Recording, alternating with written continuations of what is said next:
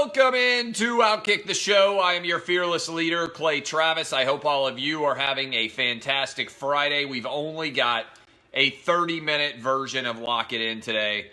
4:30 Eastern, 3:30 Central, 2:30 Mountain, 1:30 Pacific, all of those numbers. And we're only on for a half hour. And then I am headed down to Tuscaloosa. I hope to meet several of you, many of you, however you want to classify it, on the road down there for LSU and Alabama. Gonna be an incredible setup of a game, I believe, with all of the frenzy. I'll get to that in a moment, but first we begin with the college football gambling picks. The picks are life.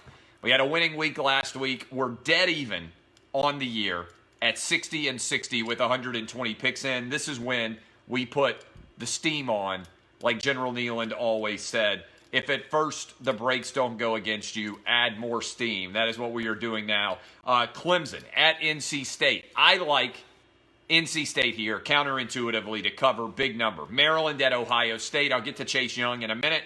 But I love Ohio State to blow out Maryland, who is absolutely awful. Illinois at Michigan State. This is one of the craziest lines to me of the entire week. I want you to listen to this for a minute here. Since October began, Michigan State has scored 17 total points.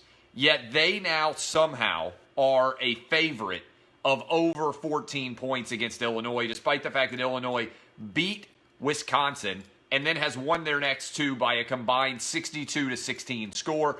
I don't just like Illinois to cover here. 5-1 on the money line. Sprinkle a little bit of money there to potentially have a big payout. I like Penn State to take down Minnesota, even though it's the biggest game in Minnesota in 50 or 60 years or whatever the heck it is. Baylor at TCU. I like TCU to pull off the upset against Baylor. I like Purdue to beat Northwestern. How many points has Northwestern scored against Big Five opponents? Listen to this for a sec. 7, 10, 15, 10, 3, 0, and 3 in their 7 games. That's an average of 5.4 points per game. Purdue is trending up. I have no idea how that is set up in general. Then we have Bama I'm going to get to in a little bit, but I like LSU to cover against Bama. I like the Iowa-Wisconsin under, and I want you to tap the veins, boys and girls. Tap the veins.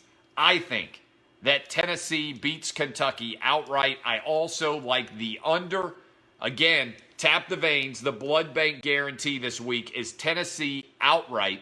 They're like a 1.5, 2.5 point favorite, underdog, depending on when you bet it.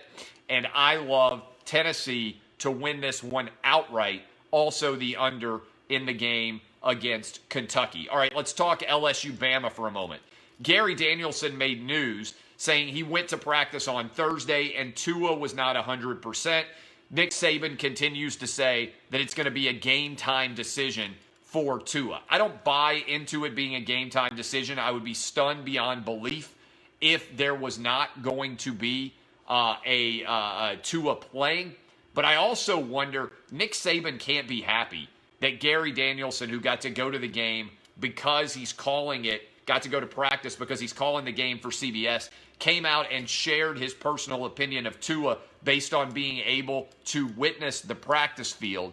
I think Tua is going to come out and play well. But the significance of this Alabama-LSU game is seismic. You have got the SEC West on the line. You have got the SEC probably on the line. You may have the national championship on the line and the Heisman Trophy, as well, crazily, as maybe who's going to go number 1 overall in the NFL draft. Because if Joe Burrow, for instance, went on the road against Alabama and played as well as he did against Texas on the road in Austin, I think Burrow might catapult all the way to the number 1 position on the NFL draft. Obviously, with the caveat of we don't even know which team is going to be drafting number 1 overall right now. So I think this game has more interesting angles associated with it right now than anything that happened in 2011 when I was down in Tuscaloosa 8 years ago for LSU against Alabama, the 9-6 game. As big as that one was, and as monumental as that 9-6 LSU win was, which ended up in a repeat later on in January in the national title game, which got us into the playoff universe. I am blown away by how much more is at stake in this year's LSU-Bama game. I believe the play here is take LSU plus the points. I think Bama wins by 3, 34, 31, 31, 28, something along those lines. But like I said, as soon as I finish a lock it in later this afternoon, evening, I am hopping on the road and driving down to Alabama for that massive monumental game. I'm taking my 9-year-old, who has become a huge Bama fan for his first ever Bama game. We'll be in the crowd like everybody else who's down there, 100,000, whatever else it is, people, LSU and Alabama fans. You can look for us walking around. Should be a lot of fun. I can't wait. Should be a tremendous environment down there. All right, big news, and this happened after I went to bed last night. I woke up to a lot of text messages this morning talking about the idea of Deion Sanders taking over at Florida State. Now, as a person who makes a living talking about sports, I am rooting for Florida State to make a decision like this because I think it would be incredible to have Deion Sanders take over a program of this size and scope with his limited work as a head coach, right? This would be unbelievable to me if Florida State made the decision to give their program to Deion Sanders. But I understand where the argument is coming from because what's happened with Penny Hardaway at Memphis and what's happened with Juwan Howard at Michigan. Here's the difference. Basketball is a speedboat in a river, relatively easy to control, relatively small number of players and administrative capacity. Deion Sanders taking over a aircraft carrier of a program in Florida State, never having been a head coach at any kind of collegiate level, is a crazy, wild decision, okay? Let me give you an example. I like to use baseball metaphors to characterize coaching hires. Deion Sanders being hired at Florida State is the equivalent of not just trying to hit a home run in a hire, it's trying to hit a grand slam. And it's much more likely, in my opinion, to end in a strikeout and an athletic director getting fired than it is in a grand slam. There are a lot of very solid line drive to left fields for a right-handed batter, base hits that could happen. I think you could get Mark Stoops.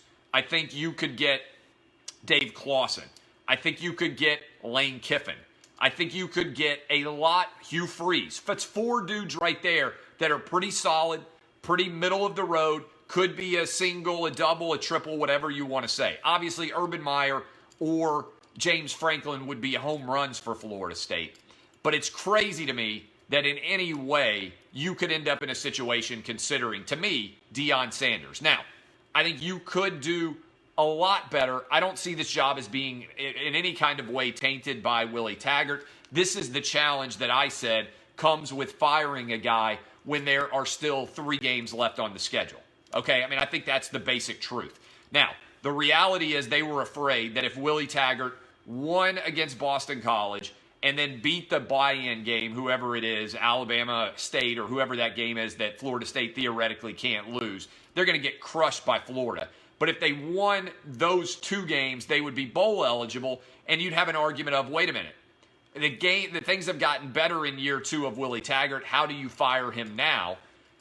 So I'm not surprised that this is the situation that Florida State finds themselves in, but I do think it is the situation that you create when you fire with this much time left. And I can tell you this, if you make a hire and Florida Gator fans are applauding it, and Miami Hurricane fans are applauding it, and Clemson Tiger fans are applauding it, it's probably not going to work out that well. So we'll see what ends up happening with the idea of Willie Taggart being replaced by Deion Sanders, but I think it is absolutely crazy. Somebody said, what do you think? Do you think it's racist that Willie Taggart was fired? No. Look, I understand that we live in an era where anytime something happens to someone who is black, in sports media, there are people who make a living off of immediately saying, hey, this is racism, all right? The truth of the matter is Willie Taggart got hired to a job that he probably wasn't ready for based on what he had done at high-level college football coaching. Okay, when he left Oregon, people were pretty happy that they were getting Mario Cristobal and that Willie Taggart was leaving. But when you step into a high echelon of coaching, the standard expectation is insanely high. You get paid really, really well. And so Willie Taggart is getting $17 million not to coach college football anymore. I want you to think about that for a minute. $17 million not to coach. I would love at some point in my life to get paid $17 million not to work. I will sign up anywhere you want me to. I love how people are like, oh, he's being treated so unfairly. $17 million. You can fire me from any job and give me $17 million, and I will think this is the greatest deal that I have ever stepped up to in the history of mankind. The reality is the expectations at Florida State are very high. The ACC is awful. And when you look at the larger context, the only thing I would say is I think Willie Taggart deserved to get 3 more games and finish out his entire year at year 2. But look, Chad Morris is going to get fired, I think, at Arkansas in year 2. The reality is with the money these guys make, you have to show substantial improvement in year 1 to year 2, or at least be decent in year 1. So I think the more people who have watched Florida State play every game, the actual fans, the more they support it, regardless of what race they are, because they've seen a really poor product on the field and not much growth. And that's the standard you get held to. And I think the standard is the same in white, black, Asian, Hispanic, whatever it is. I believe, and I just want you to think about this for a minute. My argument when it comes to people who argue about racism in sports is this. Think about it for a minute. If racism in sports was truly a huge issue, then the places that are not racist would have a tremendous advantage competitively, right? Ultimately, sports is measured on wins and losses. If there was a huge collection, let's say, of white defensive backs who were being overlooked because of racism, then somebody out there would give them scholarships or sign them to free agent contracts, and that team would win at a high level, right?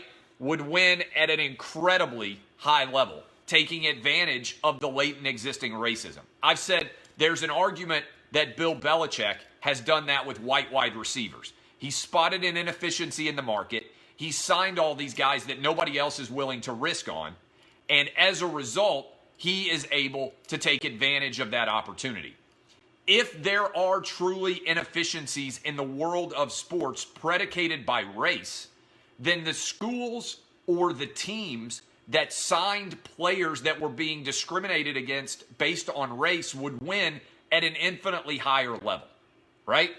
If there was that inefficiency, if there were these great coaches, if there were these great players that are being discriminated against based on race, be they Asian, Hispanic, black, or white, then the logical fallacy of racism would be exploited and other people would win at a higher level because ultimately the NFL and college football are copycat leagues. So if Willie Taggart, for instance, is an incredible coach and he has been fired for racist-related reasons, then someone else should hire him and pay him less than the going market rate would suggest, and then you would be rewarded with victories. That's my analysis of it. Rather than sit around and argue that you're being discriminated against based on race, take advantage of other people's racism and exploit it to win more games yourself. That's the way to win if racism is really going on. It's a market inefficiency, and you can exploit other people being racist by recognizing value that others don't see. That's the way that I would address that and think about it from an economics perspective that I think makes a lot of sense. Chase Young is out at Notre Dame. This is, I think, a mess of a situation. And I think it's a mess of a situation because NCAA rules are broken. Nobody cares about this stuff. Even his excuse doesn't need to make any sense, which is pretty ridiculous. Oh, I'm a family friend that I met right before my freshman year gave me money. How many family friends do you meet right before you start at Ohio State or any other school that's out there? How many places do you suddenly make a friend, a family friend, right after you sign a scholarship? All right, he probably got money from somebody who recognized his overall talent and was trying to ingratiate himself for purposes of representation down the stretch, right? To me, that is a possibility of exactly what was going on. But I don't care. Does anybody actually care if Chase Young got extra money to play football at Ohio State? This is a situation that I don't think anybody cares about at all, okay? This is an utterly ridiculous situation in general. And so I don't care about it in any way. I don't particularly, hold on a sec. Clay Kyle's going to have to come out here and absolutely wipe out a ton of people. Just had to wipe out a ton of all of this idiocy that is in the comments that I happen to go over and look at, all right?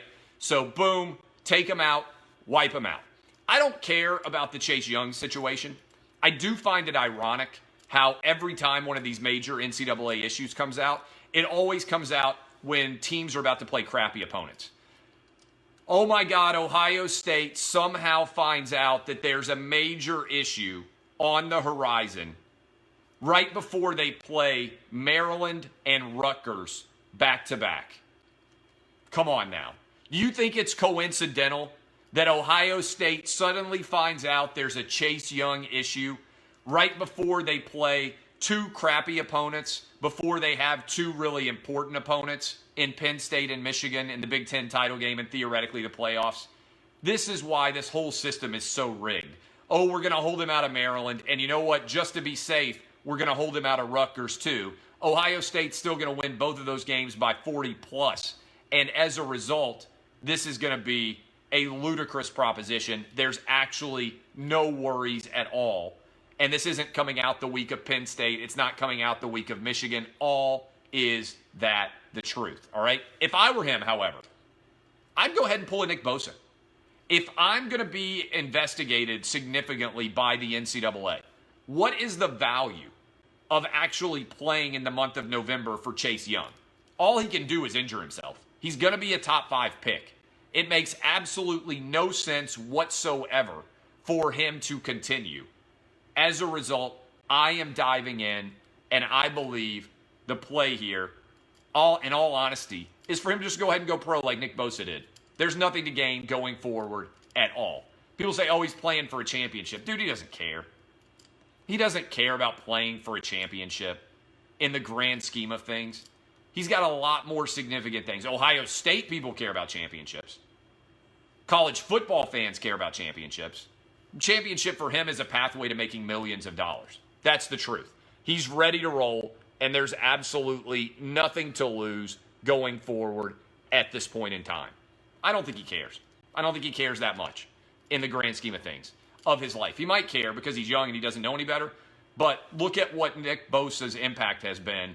The guy has dominated since he got to the league. He made the right decision to sit out. So I don't think there's anything to worry about at all. Patrick Mahomes is back. Patrick Mahomes is back, and he is rolling. And as a result, the Tennessee Titans are going to bear the brunt of the pain here in Nashville. I don't think I'll be back for this game because I think I'll still be coming back from LSU-Bama, and I actually care about that in the grand scheme of things. But Patrick Mahomes coming back is vintage Titans luck. Although the more Titans luck would be Patrick Mahomes decides to sit out and the Titans still lose to Matt Moore, which I think probably would have still happened. So in general, to me, this is a big story because the Chiefs are the biggest threat, in my opinion, to the Patriots in the AFC, and they need to get Patrick Mahomes back healthy. Reports are that after 21 days, there was only around a 10 or 15% chance of further injury, and as a result, he was dealing with a potential 50% chance of injury if he didn't come back. And so now that he is back and he's rested for 21 plus days, I expect that he'll be able to finish the season and continue to dominate as the Chiefs round into shape. All right? So that is what I believe about that situation. Finally, in the wake of last night's loss, I think you have to start to ask the question, Is Phillip Rivers done with the Chargers? If Phillip Rivers is going to come back for the Chargers, it's going to be off of an awful season now because the Chargers have fallen to 4-6. He could have thrown 5 interceptions, 6 interceptions last night. He was atrocious. And Phillip Rivers now turning 38 next month. What do the Chargers do? The way I've been describing the Chargers is they are LA's side chick. They're the side chick of the stadium. They're the team that nobody really cares about in the grand scheme of things.